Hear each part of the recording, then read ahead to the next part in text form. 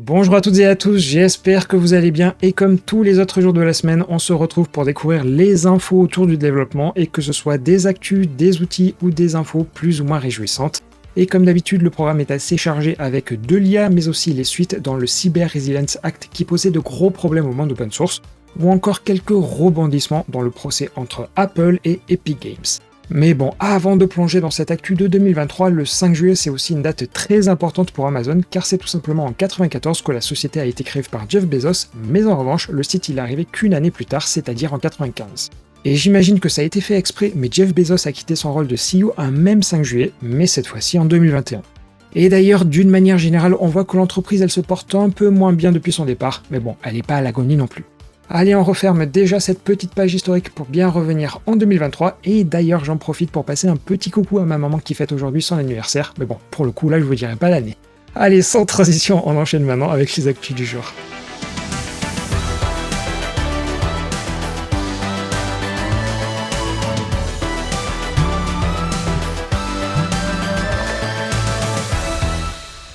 Allez, pour commencer, je pense pas avoir besoin de vous présenter le Mozilla Developer Network ou le MDN pour les plus familiers qui est cette grosse encyclopédie de ressources pour les développeurs web.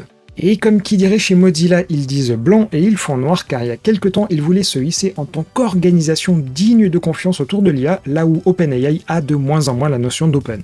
Et il se trouve que depuis quelques jours, une fonctionnalité d'AI Help est disponible sur le MDN et les retours ne sont pas brillants à tel point que certains conseils seraient même des anti-patterns. Et d'ailleurs, cette fonctionnalité, elle utilise ChatGPT, et c'est pour ça que je vous ai dit que Mozilla a été pris en flagrant délit de double discours. Et plus précisément, cette histoire est rapportée sur le GitHub du MDN et qui concerne une sous-fonctionnalité qui s'appelle AI Explain, et en gros, c'est un bouton qui permet de commenter la page qui est visitée. Mais les retours sont assez glaçants car si j'en cite certains, ils disent qu'il est pire qu'inutile, et les exemples affichés sont si triviaux à créer qu'ils sont inutiles, et enfin que ce bot rend le MDN pire qu'en l'état. Bref, vous voyez, le portrait est très loin d'être élogieux. Et l'origine de tout ça, c'est que le bot aurait du mal à identifier les fonctionnalités CSS, il dirait aussi l'inverse de ce que fait l'accessibilité, et d'une manière générale, il a l'air de dérailler sur la partie CSS, ce qui est quand même un comble pour de la doc pour les développeurs web. Alors pour le moment, Mozilla n'a pas l'air de vouloir retirer la fonctionnalité, mais ça représente bien la problématique autour de l'IA en ce moment, c'est-à-dire que tout le monde se jette dessus, et on réfléchit ensuite, et puis tant pis si ça raconte des fake news. On poursuit et je vais pas trop revenir sur les multiples rebondissements autour de Twitter en ce moment, car Elon Musk semble à nouveau naviguer à vue entre les limitations et les autres modifications sur TweetDeck. Et c'est donc pour ça que je préfère éviter de vous raconter des infos périmées. Mais malgré tout, l'idée sous-jacente derrière tout ça, c'est que Twitter veut que les développeurs utilisent leurs API car ils ont bien augmenté les tarifs comme je vous l'avais déjà expliqué. Mais qui dit augmentation de prix dit aussi un certain niveau de service attendu, et a priori ce serait pas le cas. Alors juste pour rappel, il y a deux types de plans pour l'API, ceux à moins de 5000 $ par mois qu'on va qualifier d'accessibles et qui ont de nombreux bugs et quasiment aucun support selon les retours qu'a pu avoir le site Mashable, et du côté des plans Enterprise qui commencent cette fois-ci à 42 000 $ par mois, le service il est souvent inaccessible sans forcément qu'on sache pourquoi, et d'une manière générale on peut rajouter à ça que des endpoints peuvent changer à tout moment et tous ces problèmes en fait ils sont nettement plus visibles depuis l'arrivée d'Elon Musk à la tête de l'entreprise. Bref, je vous laisse aller lire l'article pour avoir tous les témoignages, mais dans l'ensemble, l'idée semble de dire que si vous pouvez faire sans l'API de Twitter, eh bien faites sans. On poursuit et je vous fais un petit point rapide sur l'état du rachat de Figma par Adobe. Et pour rappel, en septembre dernier, un montant de 20 milliards de dollars était mis sur la table, mais encore faut-il que les différents régulateurs valident le rachat, et c'est justement ce qui est en train de se passer. Et d'une manière générale, on devrait bientôt avoir la réponse du côté de la Commission européenne, car le site a été mis à jour pour indiquer une deadline provisoire vers le 7 août. Mais en revanche, du côté du Royaume-Uni, ça coince un peu plus car la fameuse CMA a conclu dans un document provisoire, et je les cite, que ce rachat pourrait entraîner une diminution substantielle de la concurrence, et c'est pour cette raison qu'une phase 2 a été déclenchée il y a quelques jours et que des concessions devraient être faites. Et la deadline de cette deuxième phase est prévue pour vendredi.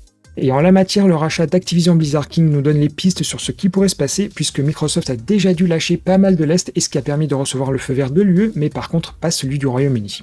Et en l'état, Microsoft est même prêt à abandonner le marché anglais si la commission elle ne bouge pas, c'est dire à quel point elles ont un fort pouvoir. Mais attention, car pour rappel, ces commissions, elles ne sont que des commissions, car leurs rapports ils ne sont que consultatifs, mais généralement leurs résultats ils sont souvent entérinés. Bref, je vous tiendrai au courant des différentes avancées, mais pour le moment, il est impossible de dire si le rachat il va passer ou non. Allez, on poursuit et c'est enfin une bonne nouvelle pour le Cyber Resilience Act dont je vous avais parlé il y a quelques semaines.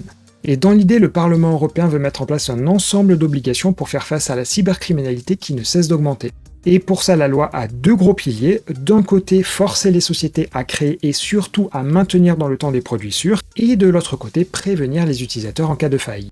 Mais un gros problème planait autour du logiciel libre, car tout cet aspect maintenance de sécurité, ça pourrait coûter extrêmement cher, chose que les projets open source, ils ne pourraient pas se payer. Et la bonne nouvelle, c'est que des exceptions viennent d'être faites, et si je vous cite la modification, seuls les logiciels libres mis à disposition sur le marché dans le cadre d'une activité commerciale sont couverts. C'est donc du positif, mais malgré tout, à la Fondation Eclipse, on n'était pas à 100% contre ce projet, car l'idée de renforcer la sécurité, c'est quand même une bonne chose. Et c'est pour ça que le fait que le Cyber Resilience Act il s'applique uniquement à ceux qui monétisent l'open source semble être le bon compromis. Mais comme j'aime à le dire, il pourrait y avoir un trou dans la raquette, car si je cite cette fois-ci l'ancien vice-président de l'association April, la plupart des smartphones tournent sur Android et ce projet est libre. Du coup, si le CRA exclut globalement le logiciel libre, il exclut Android alors que ce système est certainement l'une des cibles prioritaires. Les auteurs du CRA ne peuvent donc pas exclure le logiciel libre. C'est donc pour ça qu'il faudra tout de même veiller à l'implémentation finale, mais d'ailleurs faites bien attention car si vous distribuez des logiciels ou des produits, ce Cyber Resilience Act y devrait vous concerner.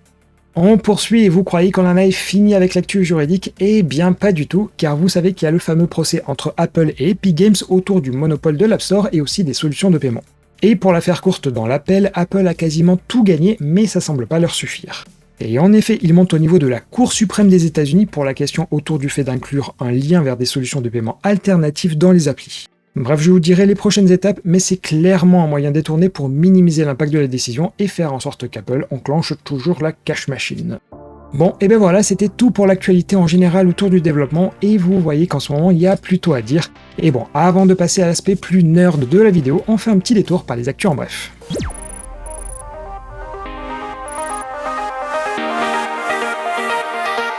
On commence par une nouvelle amende pour Google en France et qui concerne à la fois le moteur de recherche et le Google Play. Et cette amende s'élève à plus de 2 millions d'euros et cible l'absence de respect des règles en matière d'information des consommateurs. A priori, une partie des griefs a déjà été corrigée, mais la DGCCRF n'en a pas pris compte, aux grandes dames de Google. Ensuite, le CEO de Stability AI, ou plutôt le créateur de Stable Diffusion si vous préférez, nous souhaite un bel avenir, puisque dans une interview, il indique que 41% du code disponible sur GitHub serait généré par des IA. Et c'est pour cette raison qu'il dit, et je le traduis mot pour mot, qu'il n'y aura plus de développeurs dans 5 ans. On change de sujet et Twitter s'est déjà fait virer de ses locaux proches de Denver pour ne pas avoir payé ses loyers. Mais les ennuis ne sont pas terminés puisqu'en Australie, une société de gestion de projet a intenté une action en justice pour obtenir 700 000 $. Elle affirme avoir effectué des travaux dans 4 bureaux de Twitter dans le monde, dont environ 400 000 $ rien que pour celui de Singapour. Et d'ailleurs, à parler de Twitter, ça fait plusieurs mois que les rumeurs enflent, mais le concurrent du réseau social par le groupe Meta et nommé Threads pourrait sortir le 6 juillet, c'est-à-dire jeudi, car l'application est disponible sur l'App Store. Et enfin, voilà l'information que vous attendiez depuis longtemps, puisque oui, le premier vélo qui intègre de l'intelligence artificielle avec ChatGPT vient d'être annoncé. L'idée est de suggérer des itinéraires ou encore de donner la météo en temps réel. Mais ce vélo est bien plus que ça car c'est une sorte de K2000 avec une voix qui vient vous donner les réponses. Et heureusement, on ne connaît pas encore le prix. Allez, on commence par plein de bonnes nouvelles car sur GitHub, Microsoft propose plein de cours pour les débutants et en plus gratuitement.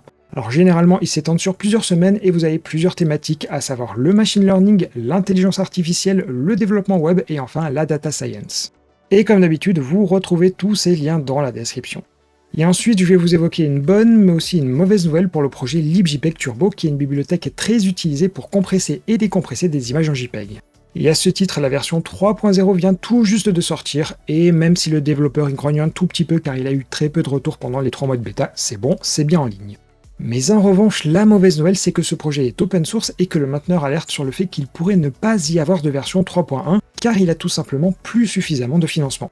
Et en effet, en l'état, l'argent récolté par le projet, ça représente à peu près de 8 à 10 heures par mois, or tout le temps passé sur la 3.0 c'est déjà venu piocher dans le budget pour les mois à venir, et il estime même que le budget est cramé jusqu'en septembre 2024.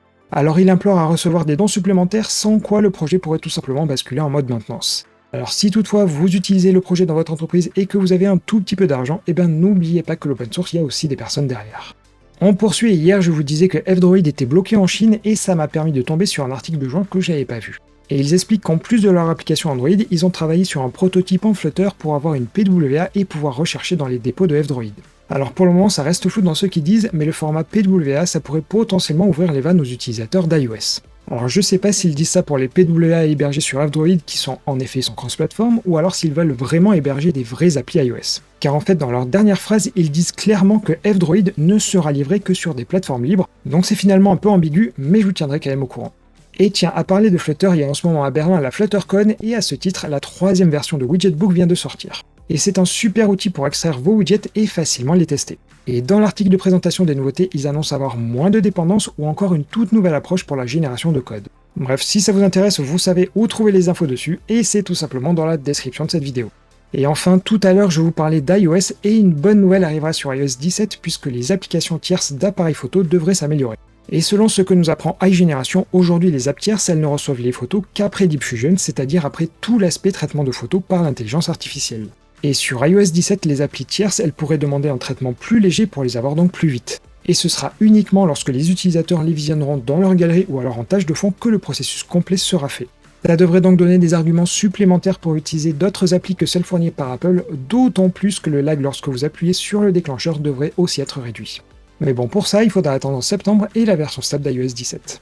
Et voilà, c'était tout pour cet épisode de mercredi, et à nouveau, j'ai dû le tourner un peu plus tôt que d'habitude, alors j'espère que j'ai pas raté la grosse breaking news, mais bon, au pire, vu que c'est une quotidienne, on se rattrapera dès demain.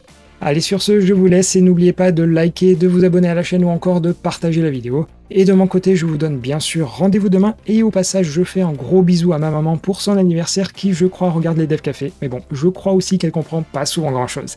Allez, en tout cas, je vous souhaite à tous une très très belle journée.